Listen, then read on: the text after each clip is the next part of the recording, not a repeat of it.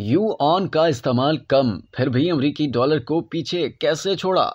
चीन में सरहद पार तजारत के लिए मार्च 2023 में डॉलर के मुकाबले में चीन की अपनी करेंसी युआन वसी पैमाने पर इस्तेमाल होने वाली करेंसी बन गई है। ये पहली मर्तबा है कि चाइनीज करेंसी ने अमेरिकी डॉलर को पीछे छोड़ दिया है और इस सूरत हाल से मालूम होता है कि चीन अपनी करेंसी को बैनुल अक़वामी सतह पर इस्तेमाल करने के लिए किस कदर कोशिशें कर रहा है। गैर मुल्की मीडिया की रिपोर्ट के मुताबिक मार्च में युआन में सरहद पार अदायगियों का हजम 5049.9 अरब डॉलर रहा, जबकि एक माह कबल ये हजम 434.5 अरब डॉलर था। एतादो शुमार के मुताबिक सरहद पार अदायगियों में चाइनीज युआन का इस्तेमाल 48.4% रहा, जबकि डॉलर के इस्तेमाल 48.6% से कम होकर 46.7% हो गया। सरहद पार अदायगियों में करंट और कैपिटल अकाउंट दोनों शामिल हैं। याद रहे कि चीन तवील अरसे से सरहद पार तजारत के लिए युआन के इस्तेमाल को फरोग दे रहा है और चाहता है कि इसकी करेंसी को बैनुल अक़वामी सतह पर इस्तेमाल किया जाए। अगरचे आलमी तजारत के लिहाज से युआन का इस्तेमाल अब भी कम है, लेकिन इसमें बेतदरीज इजाफा हो रहा है। माली लेन देन के मगरबी मुल्कों के निजाम स्विफ्ट के